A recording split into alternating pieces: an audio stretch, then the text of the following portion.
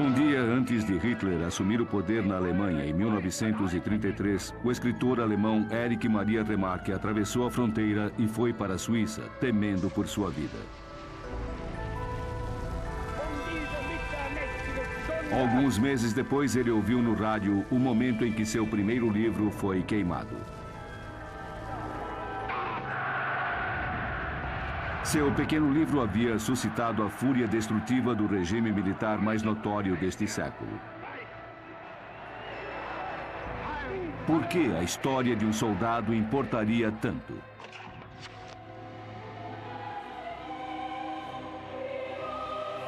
Era a história de uma guerra que esvaziou o coração de todos. Neste que se tornou o livro antibélico da nossa época, Remarque mostra a trágica ironia por trás das palavras de um relatório de guerra. A oeste, nada de novo.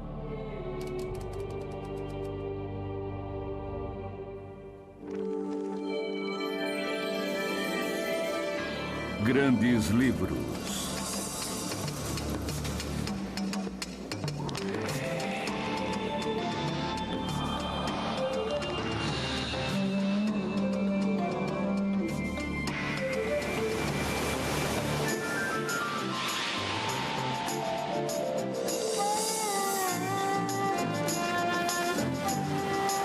Grandes livros. Antes de ser um clássico, era apenas uma lembrança. Remarque foi para a guerra e sua vida mudou para sempre. A Grande Guerra mudou a vida de todos. De sua experiência surgiu o personagem Paul Bäumer, imagem de juventude e inocência.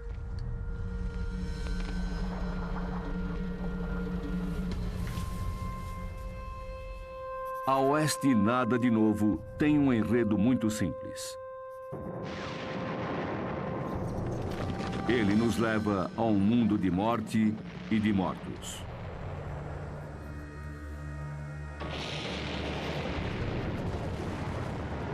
Esta história simples foi considerada o maior romance antibélico já escrito.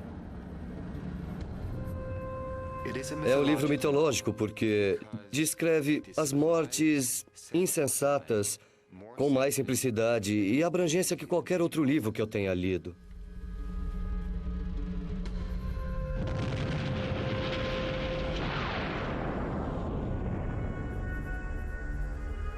Remarque foi brilhante. Todas as histórias de guerra que vieram depois tiveram origem nele.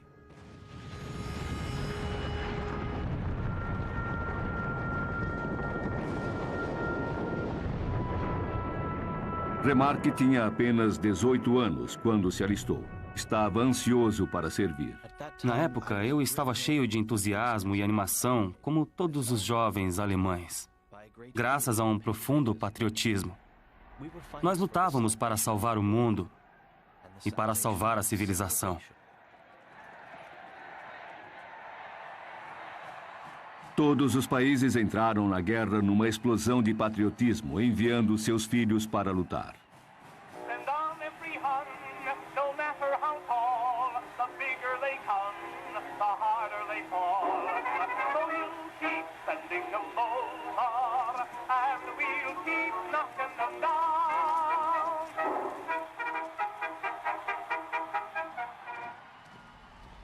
Vocês são os nossos bravos jovens. Todos devem se apresentar. A classe toda vai comparecer como um só homem para servir a pátria. Remarque conta a história pelos olhos de um jovem estudante alemão, Paul Bäumer. No filme de 1979, vemos Paul ser assolado pela guerra. Ele não imagina o que o espera. Costumamos designar um veterano para cada novo pelotão. A realidade é esclarecida por um veterano, Kat. Ele diz o que os soldados precisam saber. Durante o treinamento, eles ensinam coisas bonitas sobre a vida do soldado. Vamos nos esforçar para esquecer isso tudo. Aqueles jovens saíram do colégio e foram direto para a guerra. Eles foram traídos, enganados até pelos professores, por seus pais. Foram enviados a um lugar totalmente estranho, desconhecido e aprenderam rapidamente. E tudo que haviam aprendido não fazia sentido. A ideia era que eles ajudassem os jovens de 18 anos a passar pela transição. Deveriam ser nossos guias para a vida adulta. Nós acreditamos neles. Nossa primeira experiência com artilharia pesada mostrou nosso engano. E a visão de vida que eles ensinaram caiu por terra sob aquele bombardeio.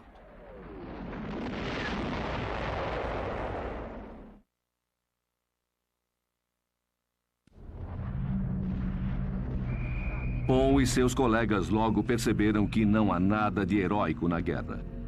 Eles foram presos em um pesadelo.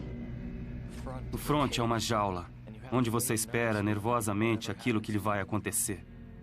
Ficamos parados ali sob as trajetórias das balas e vivemos na tensão da incerteza. O destino paira sobre nós. Quando alguém atira, eu me abaixo. Todos os soldados devem o fato de estar vivos a momentos de sorte, nada mais. O soldado acredita e confia na sorte.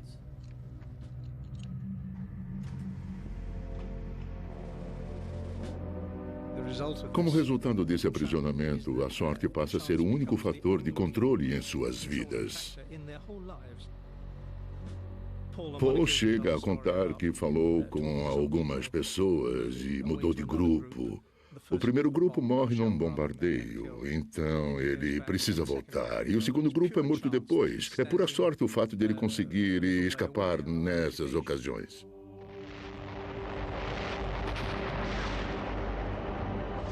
Os soldados alemães, franceses e ingleses enfrentavam-se como gigantes enlouquecidos nos campos de batalha da França.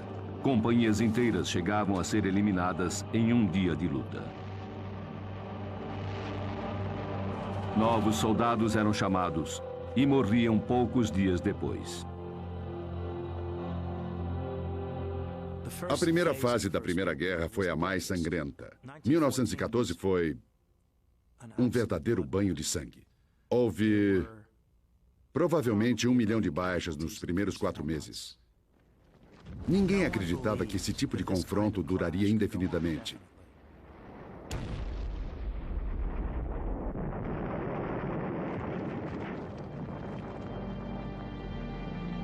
Apesar da carnificina, os generais continuavam ordenando que os soldados atacassem.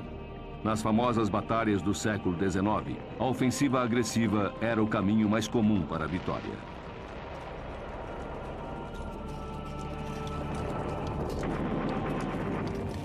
Os oficiais demoraram para perceber a mudança na natureza do campo de batalha. O que foi mantido durante muito tempo foi o chamado mito do grande evento. A ideia de que eles chegariam a uma única batalha decisiva que definiria o vencedor e o derrotado na guerra.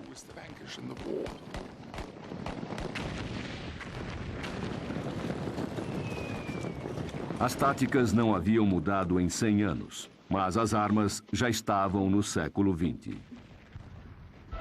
A metralhadora transformou o ataque frontal da infantaria em um verdadeiro suicídio. Apertando um botão, 3 homens disparavam o mesmo número de balas que 40 homens com rifles.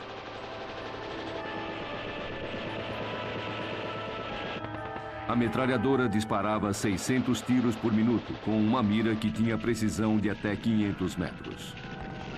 A metralhadora levou eficiência mecanizada mortal ao campo de batalha e colocou em vantagem o lado que se defendia.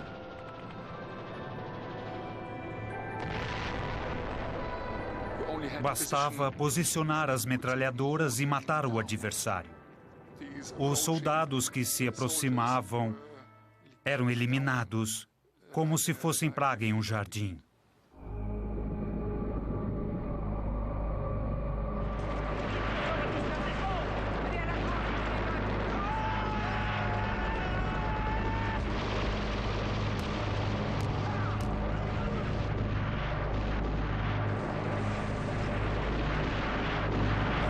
Sabendo que as chances de sobrevivência eram poucas, os soldados esperavam com temor pelas ordens de deixar as trincheiras e atacar sem cobertura.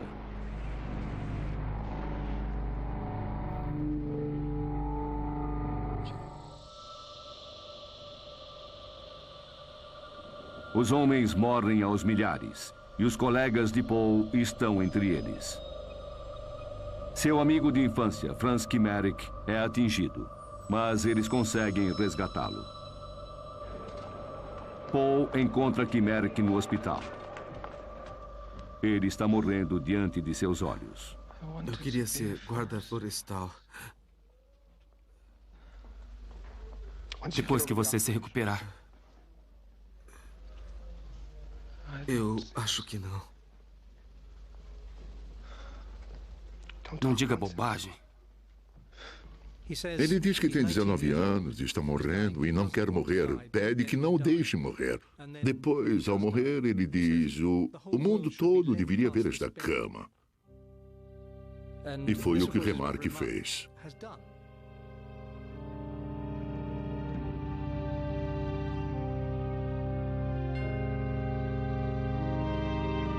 Com a morte de cada amigo, Paul e seus colegas foram ficando desiludidos com a Alemanha na qual acreditavam. Um mundo de monarquia e tradição que eles acharam que duraria para sempre.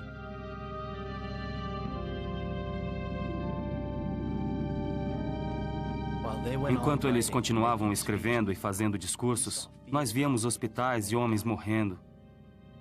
Enquanto eles mostravam o serviço à pátria como um grande feito, nós sabíamos que o medo da morte era maior ainda. Já podíamos ver as coisas com clareza. De repente, abrimos nossos olhos. Vimos que não restava nada do mundo deles. Subitamente, nós nos vimos terrivelmente sozinhos.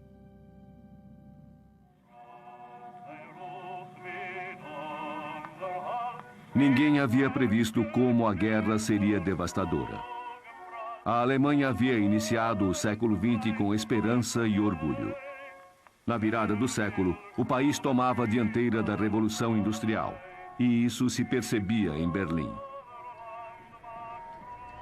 Berlim era uma pequena cidade em 1900. Em 1914 era uma grande cidade. O crescimento industrial criou uma grande classe operária a favor do Kaiser. A industrialização estava mudando dramaticamente o mundo de Remarque, mas, sendo criança, ele não tinha consciência disso. Ele cresceu na pequena cidade provinciana de Osnabrück. Recebeu educação católica num ambiente rígido. Mas Remarque não era uma criança comum. Ele tinha talentos artísticos que seus pais não entendiam.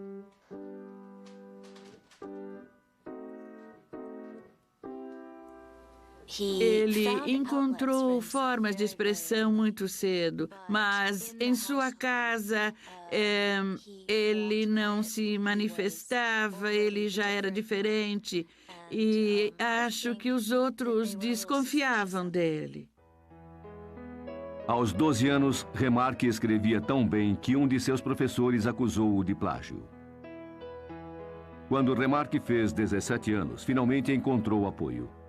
O Círculo dos Sonhos, um grupo de jovens que discutia arte, literatura e natureza. Mas esta foi sua última chance de ser um jovem romântico com sonhos. Seu país se preparava para a guerra.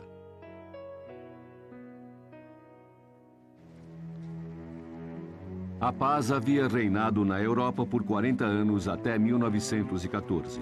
Uma série de alianças manteve o equilíbrio do poder. Mas a Alemanha do Kaiser Guilherme II não estava interessada em manter o equilíbrio. Afinal, a Alemanha tinha o melhor exército da Europa, mas o menor número de colônias. Os líderes alemães acharam que era o momento de detonar uma guerra que redistribuiria forças em seu favor. O assassinato do arquiduque Ferdinando na Sérvia foi o estopim da Primeira Guerra Mundial. A Áustria-Hungria declarou guerra contra a Sérvia. As outras grandes forças foram caindo como dominós, de acordo com suas alianças. Os alemães invadiram a França pela Bélgica, e os exércitos francês e inglês os encontraram em território francês. Surgia, assim, a Frente Ocidental. Foi uma guerra total, não era humana, era algo além da humanidade, fora do controle do homem.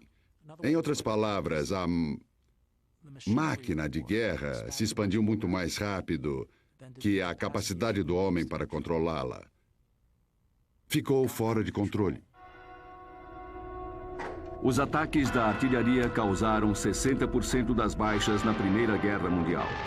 Armas maiores disparavam projéteis maiores com mais precisão e maior alcance que antes, chegando a 120 quilômetros. Os soldados eram obrigados a avançar em meio à fumaça, sob pedaços de ferro e estilhaços de chumbo.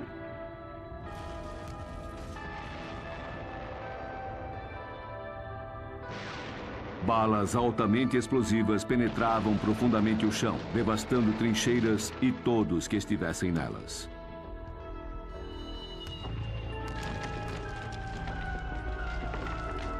Durante um bombardeio pesado, os soldados teriam de resistir a 20 ou 30 projéteis explodindo ao seu redor a cada minuto. A artilharia despertava os piores medos da humanidade e causava desmembramento. Você era reduzido a pedaços que eram visíveis. Outra coisa que a artilharia fazia era enterrar você vivo. Eram experiências comuns e rotineiras na Frente Ocidental.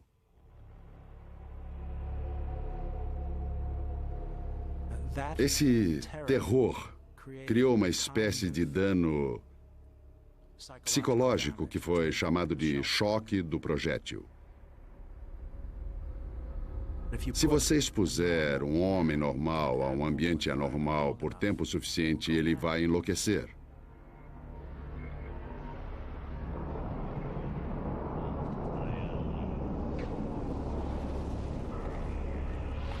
Paul e seus colegas não têm como fugir do caos que os cerca. Eles representam o ponto de vista dos desprivilegiados, os homens da infantaria presos em meio à primeira guerra industrializada da humanidade. Eles se recolhem nas trincheiras, tendo a morte como companhia constante.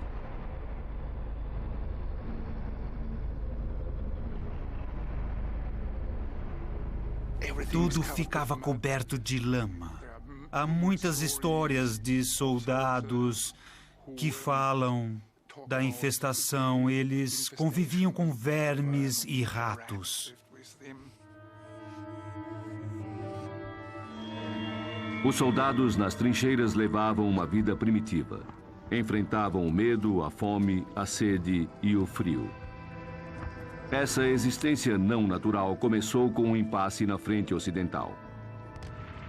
Não havia para onde ir, a não ser para baixo. No início, eles cavavam buracos rasos para se proteger. Com o passar dos meses e anos, criaram sistemas elaborados de passagens subterrâneas, bastante profundas. As trincheiras mais sofisticadas ficavam na parte de trás e chegavam a ter tapetes, papéis de parede e beliches.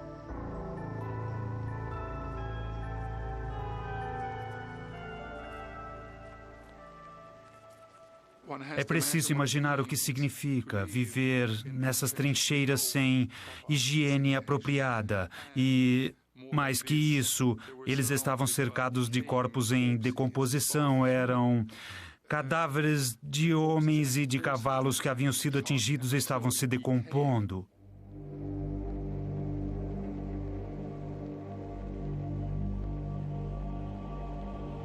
Eles eram obrigados a fazer suas refeições ao lado de um braço decepado que tinha lhes dado alguma coisa no dia anterior.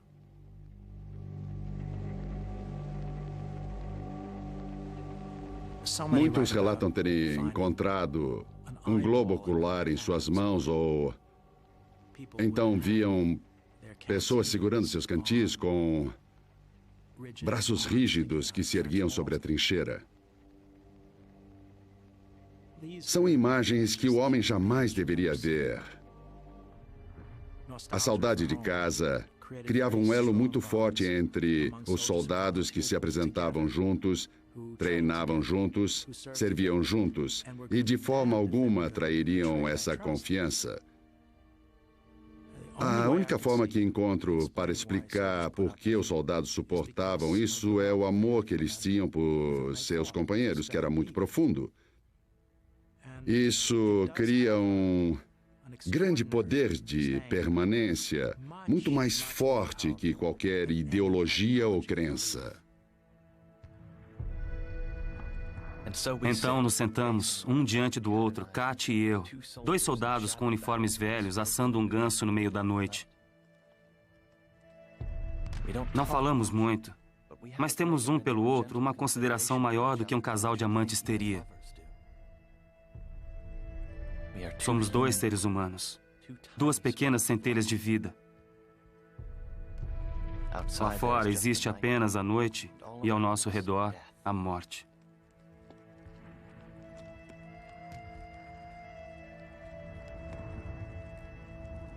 É uma pequena pausa. E também demonstra uma das visões mais importantes de Remarque, de que há uma centelha de vida nas pessoas. E isso está expresso nessa cena. Trata-se de viver enquanto todo o resto é evitar a morte. É preciso haver um momento como este para Paul perceber que ele e Kat foram profundamente modificados pela guerra. Eles estão no olho de um furacão que está destruindo a paisagem conhecida de seu mundo.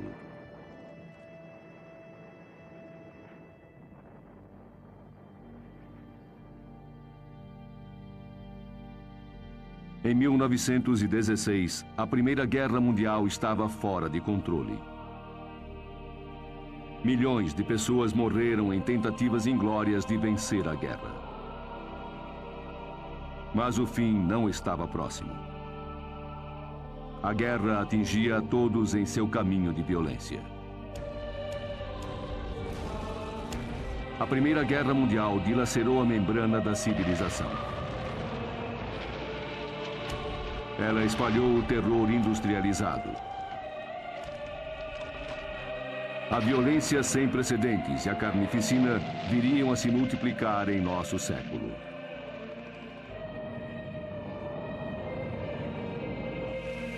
Neste novo tipo de guerra, ninguém estava seguro. Civis são alvo de ataques porque têm influência na habilidade do país para lutar.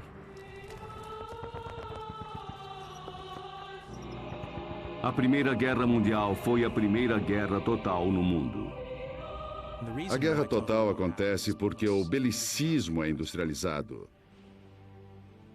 Isso faz surgir uma justificativa para que um ferroviário, um operário ou uma mulher que está parafusando alguma coisa sejam alvos legítimos na guerra. Essa cadeia de produção sintetiza o que é a guerra industrial. A guerra total significava que a ciência, antes vista como sinal de progresso, foi direcionada para matar sem nenhum limite. Esse foi o triste começo das guerras químicas. E criou para os soldados mais uma forma terrível de morrer.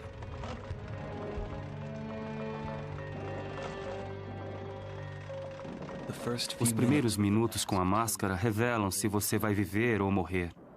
Ela é mesmo vedada? O gás atravessa o campo e entra em todas as aberturas. Ele se insinua sobre nossa trincheira, abrindo caminho como uma enorme e macia água viva. Um ataque com gás venenoso contamina o ar de modo fatal. O medo dessa morte agonizante levou os soldados a um local mais alto, onde ficavam mais vulneráveis aos ataques da artilharia.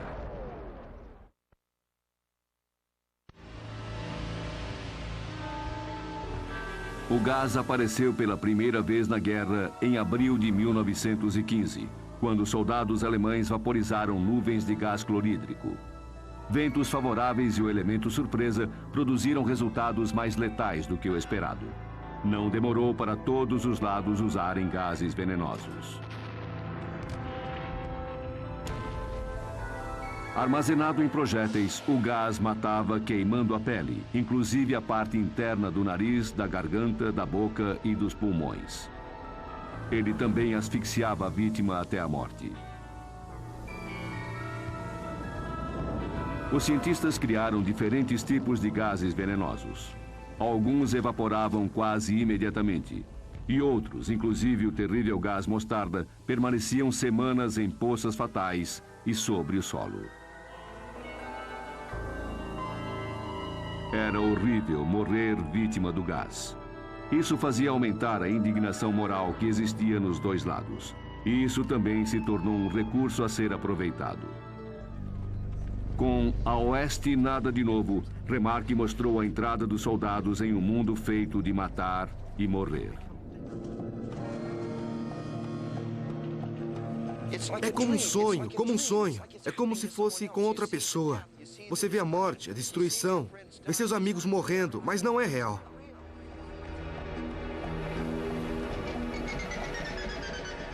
Você sente que o tempo está sendo esticado e distorcido. Às vezes você pensa, o que há com o meu corpo? Por que demoro para me mexer? E você vai mexendo, passo a passo, passo a passo.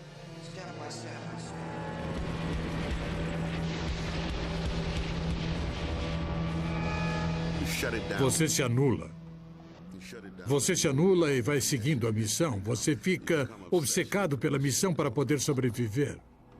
Você vive cada semana, cada dia, cada hora. Cada hora em que você permanece vivo, vem a sensação de que você ganhou na loteria.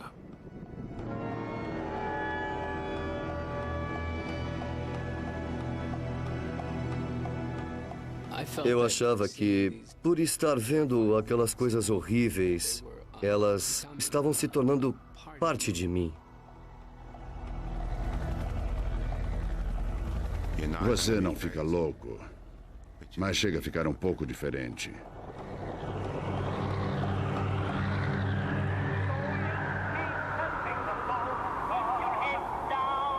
Os dias, as semanas, os anos que passamos aqui vão voltar para nós. E nossos colegas mortos vão se levantar e marchar conosco.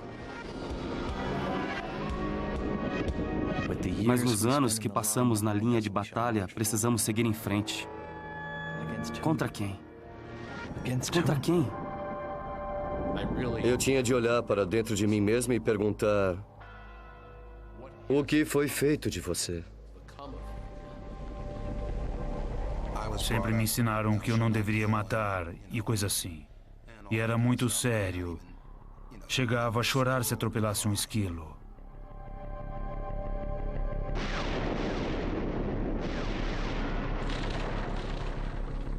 Você vai até o abrigo e talvez jogue uma granada lá para ouvi-los gritar e morrer. Mas você não os vê, então tudo bem, tudo bem, tudo bem.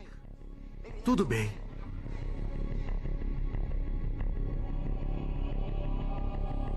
Você chega ao ponto de disparar a metralhadora com o inimigo se rendendo.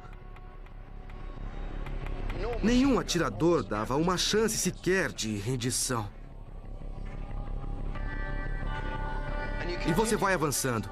Os que estão nas trincheiras correm e tentam sair do caminho. E se não houver para onde fugir, eles vão se entregar e talvez eles sobrevivam.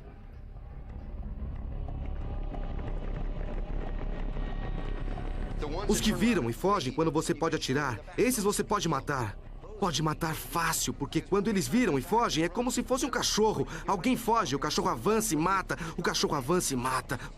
O cachorro avança e mata. O cachorro avança e mata.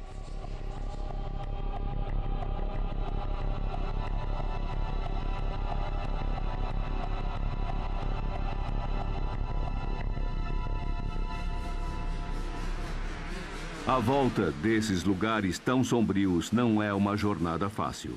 Paul descobre que ter conhecido a loucura tornou estranha sua vida diária.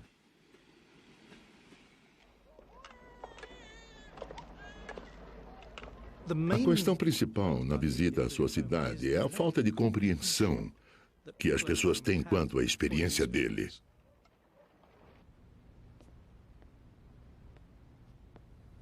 Vemos pela primeira vez a mãe de Paul, que está muito preocupada com ele, é claro. Mas não tem a menor noção do que está acontecendo. É muito ruim lá. Não, nem tanto. Ele encontra vários professores da escola, homens mais velhos que o cumprimentam e o chamam de herói, pagam bebidas, mas ficam dizendo que é preciso derrotar os franceses e ganhar terreno, como se fosse fácil fazer isso. Eles também não entendem.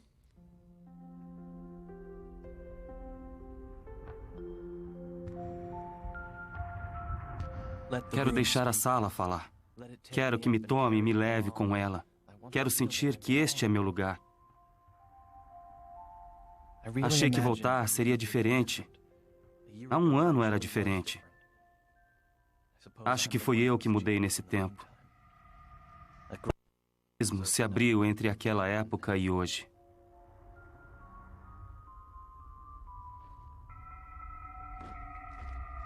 Paul faz parte da geração perdida. Remarque achava que a Primeira Guerra Mundial havia destruído uma geração de jovens, impossibilitando todos eles de encontrar a paz.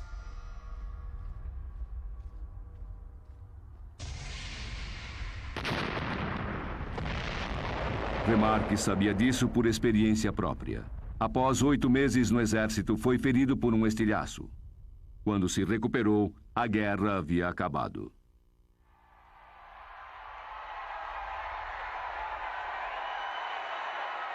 A vitória foi dos aliados, incluindo os que chegaram por último, os norte-americanos.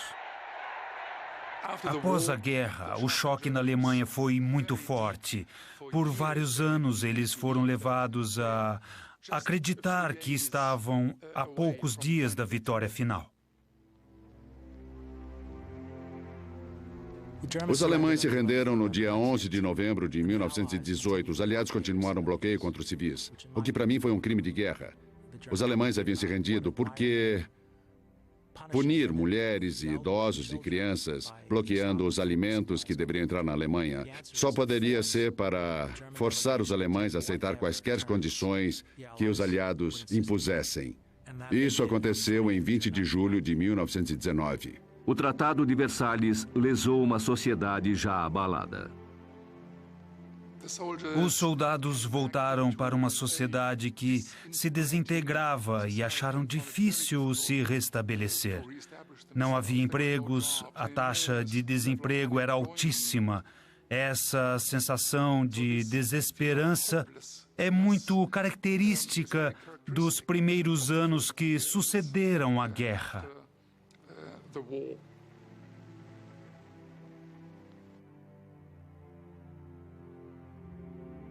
Os feridos e mutilados faziam todos se lembrarem do sofrimento que a guerra causara. Remarque havia se recuperado fisicamente, mas logo revelou suas próprias cicatrizes. Remarque se apossou do uniforme de um tenente com uma insígnia. Um dia ele apareceu numa imagem impressionante com o uniforme de tenente e ao seu lado um pastor alemão chamado Wolf. Ele não era tenente, era apenas soldado. Então surgiu essa fantasia de que ele era esse herói. Sentia-se muito culpado por não ter morrido na guerra, nem ter sido gravemente ferido lutando no fronte.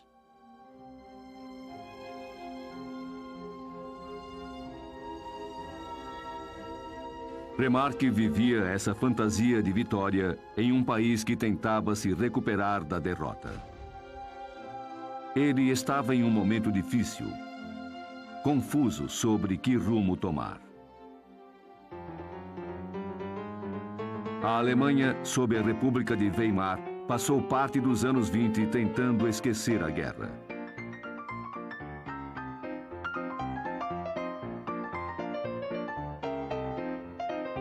Remarque tornou-se um repórter bem-sucedido e presença constante na vida noturna de Berlim.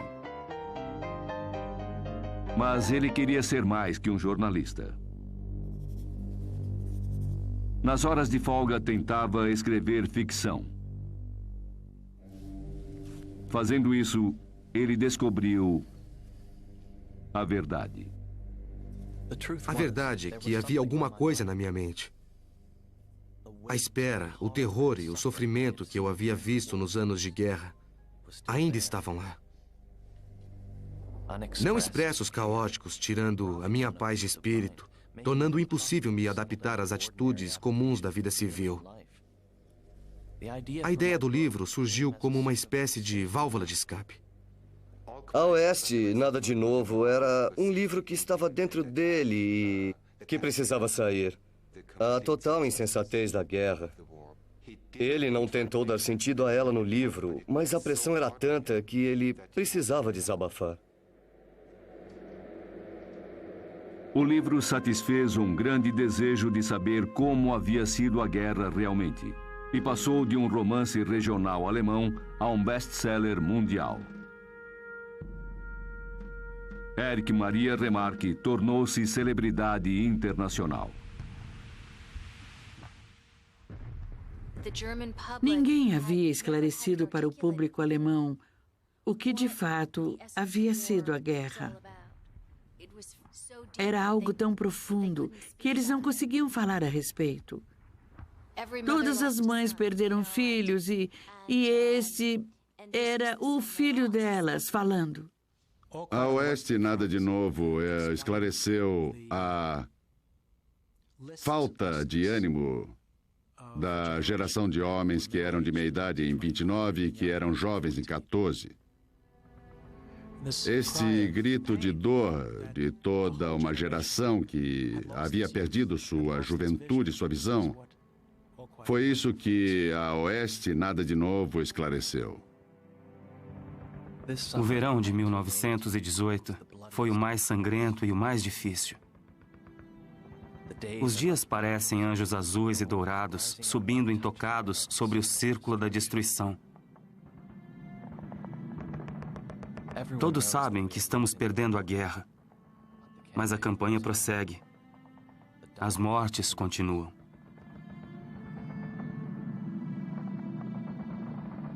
A ascensão do Partido Nacional Socialista, os nazistas, redefiniu a Primeira Guerra como uma batalha heróica para os alemães. Neste momento fundamental da história, a Oeste, Nada de Novo, tornou-se um objeto de ódio para os nazistas.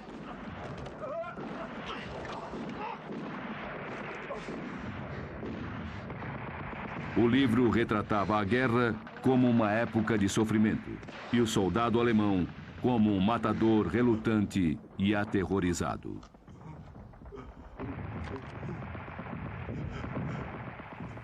Nessa cena fica claro que não há mocinhos e nem bandidos. O soldado francês era um ser humano, tanto quanto Paul.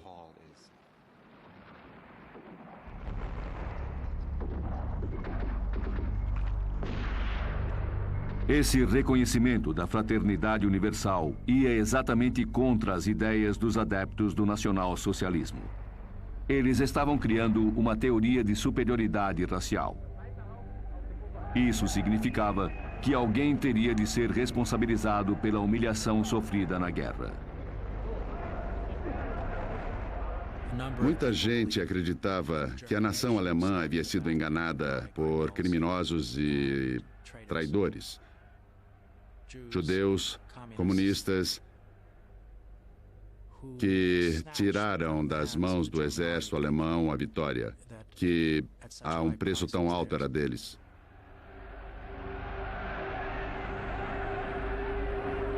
O nacionalsocialismo, como movimento político, teve facilidade em criar esses mitos e usá-los a seu favor, atraindo as pessoas para sua órbita.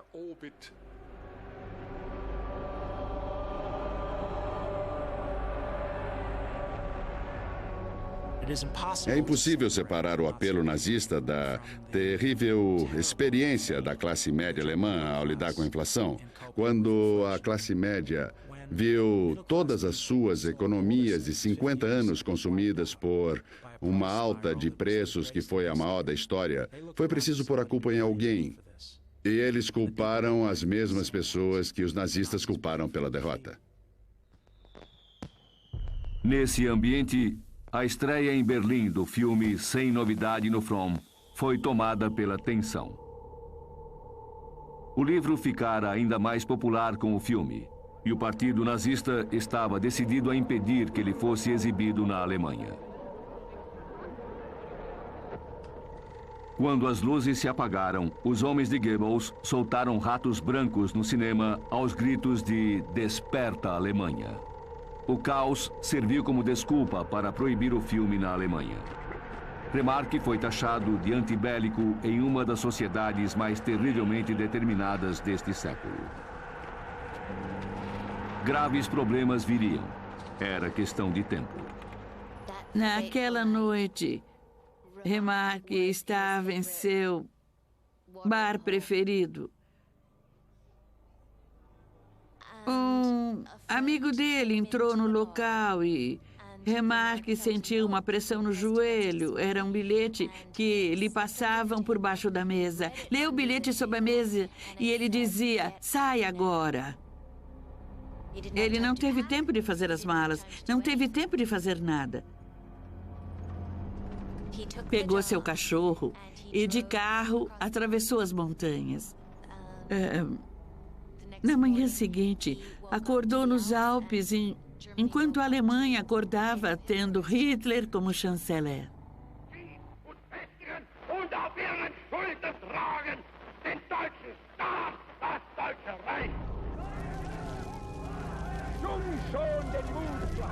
Pouco tempo depois, A Oeste Nada de Novo foi proibido e queimado, junto com outros livros considerados prejudiciais. Remarque abriu uma boa garrafa de vinho alemão e ouviu tudo pelo rádio na Suíça.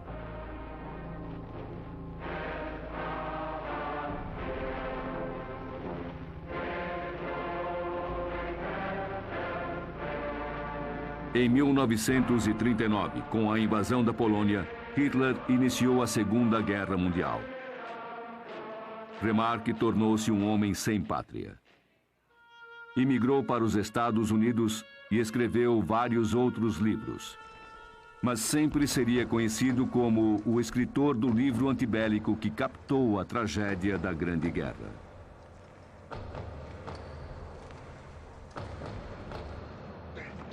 O livro nos leva aos últimos dias da guerra. Kat, o melhor amigo de Paul, é atingido na canela. Paul leva o amigo a um local seguro, conversando sobre o que eles farão juntos após a guerra.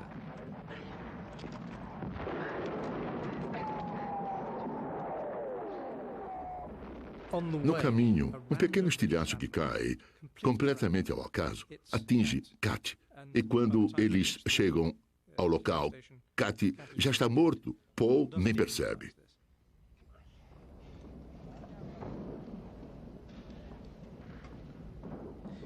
É uma cena muito importante. A ironia é que esse homem que sobreviveu a tudo acaba morrendo de uma maneira estúpida.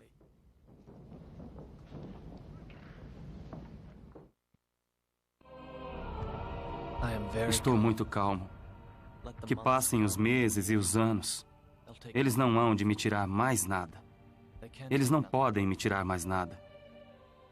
Estou tão sozinho e tão sem esperança que posso enfrentá-lo sem medo. A vida que me manteve de pé todos esses anos ainda está nas minhas mãos e nos meus olhos.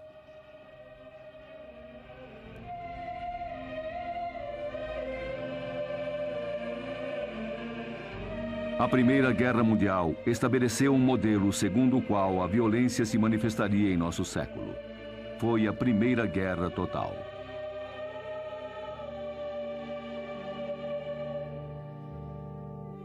A Oeste Nada de Novo torna a história humana por trás da guerra inesquecível.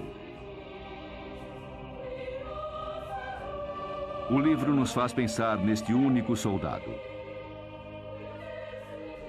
Nós vivenciamos a guerra pelos olhos de Paul Baumer. E por meio dele, conseguimos entender a tragédia da guerra. A guerra, como a concebemos, acabou.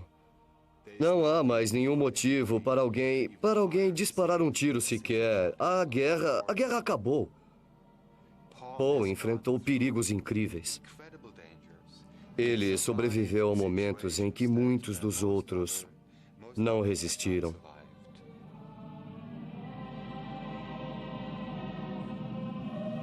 Seria de se esperar que fosse ele a voz que divulgaria o que é a guerra realmente.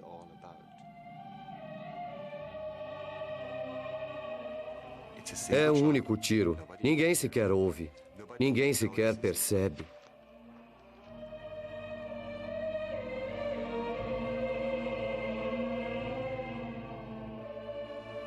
A oeste, nada de novo. Não há nada a relatar.